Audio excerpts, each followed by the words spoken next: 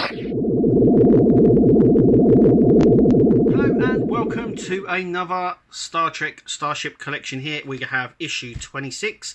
You are watching A Geek Den, and it is the Niagara class or USS Princeton. I've got to say, it's a really nice model. Like, Eagle Moss have really outdone themselves on this, and it just shows you what they can produce and then what they do produce on some of their models anyway. But this is absolutely outstanding. Let's have a look at the magazine first. So it is a Niagara class. It sort of bears a remnants to the Ambassador class. I think that's because of the deflector or the engineering hull. But there we have the specs. So here we have a lot of in-universe information on it. It's a really nice ship. I actually like it. It's got 3 nacelles. It's there's a lot of in-universe information here that just sort of states really what the ship's all about, and just I really like it, considering it was a ship that was on screen for literally like not even 10 seconds, I do believe, or 20 seconds. It was briefly shown.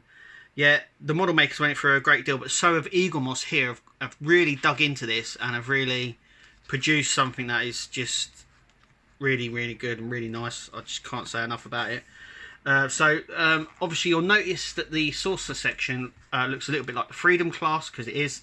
Obviously the warp nacelles are from a Galaxy class starship. Engineering hull is Ambassador, so it is really a kit brush ship. It has 3 warp nacelles.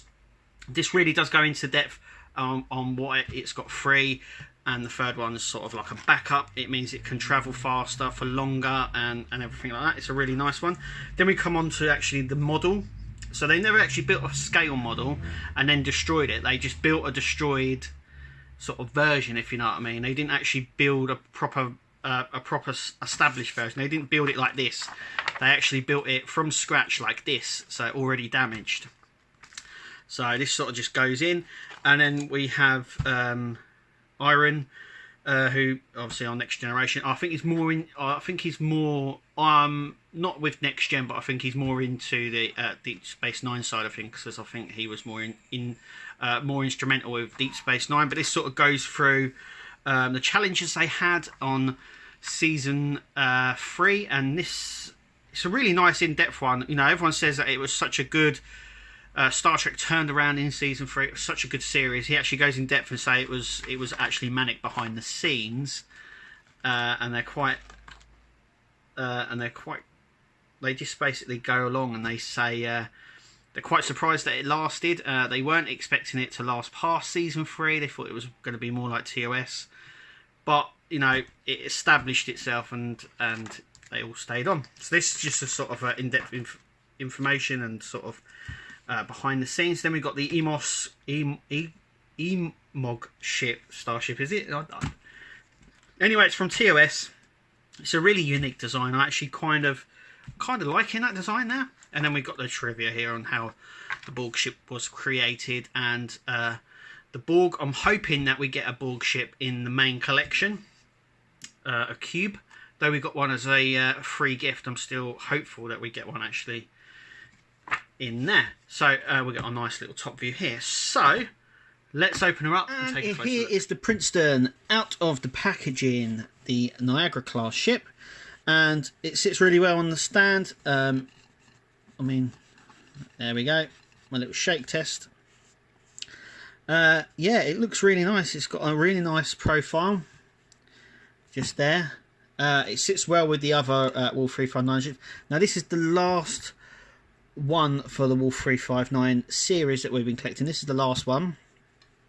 So what I will do at the end of this, at the end of the review of the actual thing, I'm going to actually put all of the Wolf 359 ships together, so you can get a sort of comparison between the two. So I'm just going to take that off for a minute. There we go. You can see that it's a Niagara class.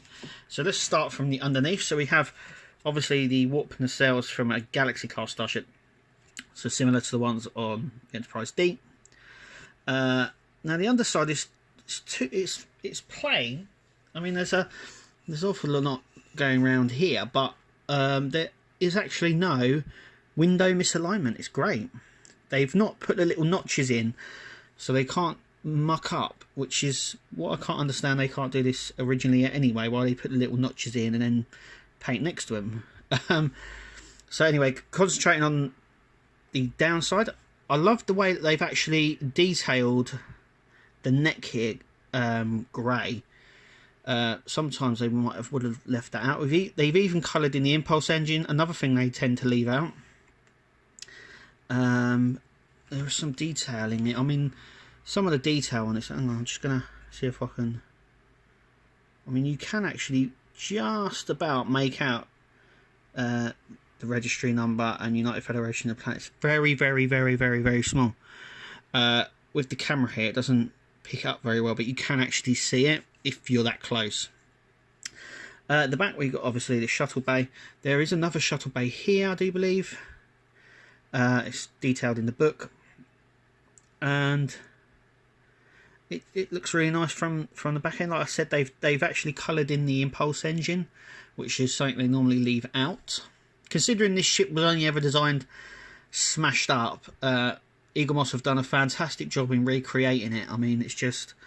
I mean, here we go. So we've got the namesake there and the registry number. We've got obviously the phaser arrays all around it. And underneath... I mean, it just... It's so good. It's unreal. It's just... I mean, I have got a wonky nacelle down the bottom, but that doesn't matter. It doesn't matter. It'll be sitting on the shelf with the rest of them. I mean, it's like I said, it's got a really nice profile here. Whoop! It's got a really nice profile here. And yeah, you got the pylons here. They've got a bit of detail on with the grey. It's the only bit that wasn't kit brushed, actually. These pylons here. I mean, the saucer section was also made as well, like with the Freedom class one. So it was another, not a kit brush part. I mean, it's just really nice. Don't be on the fence about this. If you're wondering and you pick up your ships and you're thinking of you know, maybe I'm an R over this. Don't I'm an R. Get it. It's the best representation of what Eagle Moss can do, and it's by far the best one, I think, in the collection so far. Even down to the deflector dish there, it's like this the clear plastic. They've really gone out on this. I mean, all the stuff that they've missed out on other ships and have not done properly and this, that and the other, they have made this ship. This should be the standard. They should look at this ship and say, this is what every ship should be like. You know, a proper deflector dish, no misalignment windows. You know, the engines with the light plastic here, so you can see it. I mean, it's just perfect in every way. Anyway, that is my review of this ship. So now, if you stay tuned, we'll do a review on all of the Wolf 359 ships. Here are all of the Wolf 359 ships. You can see there, with obviously the Niagara and the Freedom class, they are same saucer sections. I mean, if we just get down here, we can see them all here. And that's really a closure of the Wolf 359 ships, because we won't get any more of these, because that's all they done. But I'm just really happy that Eagle Moss have been able to. I mean, no other company ever have produced miniatures like this, and especially these ships that were never supposed to be this up close or this detailed, and Eagle Moss have actually gone ahead and made them, and they look really, really nice, and altogether they look perfect. They are a bit dusty because they've been sitting on the side. Yeah, as you can see, I mean, it just looks, they just look perfect in every way. Anyway, thanks for watching. And that's just it really from us. We'll hopefully see you at the next video. Remember, we're on Twitter, so please follow us. Remember to subscribe, and we'll see you at the next video.